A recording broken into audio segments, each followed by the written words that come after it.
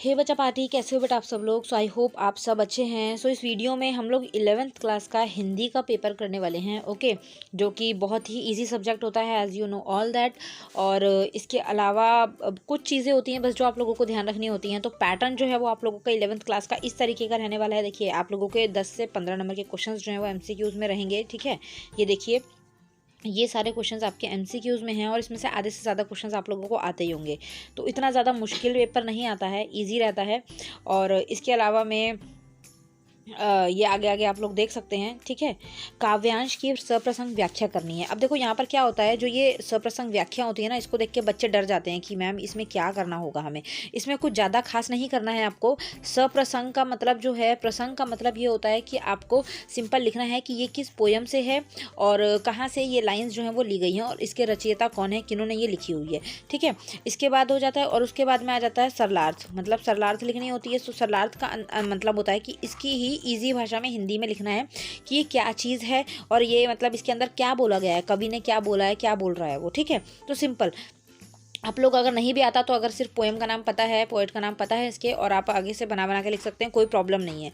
ठीक है, उसके बाद आगे आप देख सकते हैं क्वेश्चंस जो हैं इसके अंदर ये फिर से ऑब्जेक्टिव क्वेश्चंस आपके आ जाते हैं। और यहाँ से आप लोग नीचे नीचे अगर स्क्रॉलिंग करेंगे तो यहाँ से आपको ऑब्जेक्टिव क्वेश्चंस दिख जाएंगे सारे।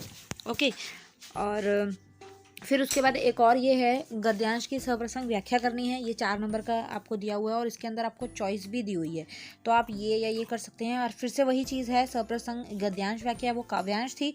तो यहाँ पर प्रसंग सप्रसंग का मतलब यही है सिंपल कि आपको लिखना पता लगाना है कि ये कौन से चैप्टर से है, इसके जो पोएट हैं, जो मतलब जो इसके ऑथर हैं वो कौन है, वो चीज़ है। और सरलार्थ के अंदर इसी को आपने ईजी भाषा में लिख देना है। ठीक है, तो इस तरीके से इजी भाषा में क्या आप सेम का सेम ये भी लिख देंगे तो एग्जामिनर या चेकर जो है वो नंबर दे देता है। तो इतना ज़्यादा आप लोगों को परेशान नहीं होना है। देन उसके बाद में अभिव्यक्ति और माध्यम के अंदर जो है फिर उसके क्वेश्चंस आ जाते हैं। ये देखिए, 4 क्वेश्चंस जो हैं फिर से आपसे MCQs पूछे गए हैं। और ये व्याकरणिक जो है पद हैं, इसके अंदर वो हैं मतलब संधि समास जो भी चीज़ें आप लोगों को करवा रखी हैं। अब देखिए यहाँ पर जो है नी जो है एक अवयव है। ठीक है, तो यहाँ पर आगे जो है ये कौन सा निकम्मा शब्द में कौन सा समास है, तो ये अवयवी भाव समास होगा। अगर आपने अवयवी भाव अगर समास कर रखे हैं तो आप लोग भली भांति इससे परिचित होंगे। ठीक है, आगे जो है विद्या रतन में कौन सा रतन है, विद्या का रतन। जब बीच में कारक आते हैं तो वो कौन सा समास होता है, कर्मधारय होता है, ये तत्पुरुष होता है, तत्पुरुष होता है। तो ये आप इस तरीके से इनको पढ़ लीजिएगा। ठीक है, उसके बाद में आगे आगे देख सकते हैं आप लोग, समास आ रखे हैं आपके। सही पद विग्रह जो है, समस्त पद बताना है। मनोज शिरोमणि शब्द में कौन सी संधि है, संधि से क्वेश्चंस आ रखे हैं।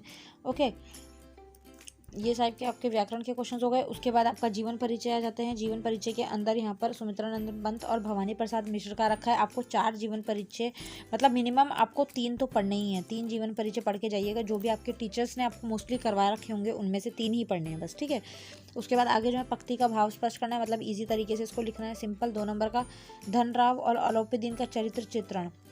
मतलब आपको अथवा लगा हुआ है तो मतलब इन दोनों में से किसी एक के बारे में कैरेक्टर स्केच होता है ना इंग्लिश में, वैसे ही है वो लिखना है आपको। स्पीति की फसलों का वर्णन करना है। फिर ये आपके क्वेश्चन आंसर्स हो जाते हैं सारे।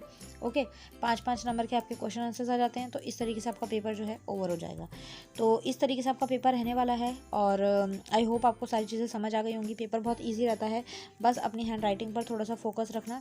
और इसके अलावा में जो ग्रामर की चीज़ें हैं वो कर लीजिएगा। बाकी क्वेश्चन आंसर्स तो बचा आप लोगों को अगर स्टोरी पता है तो आप उसको अपने आप भी लिख सकते हैं। तो आई होप वीडियो हेल्पफुल रहेगी। कुछ ना समझ आए तो आप कमेंट कर सकते हैं। डिस्क्रिप्शन में आपको टेलीग्राम का लिंक मिलेगा, वहाँ से आप मैसेज कर सकते हैं। नेक्स्ट वीडियो में मिलते हैं। Thank you so much, bye bye.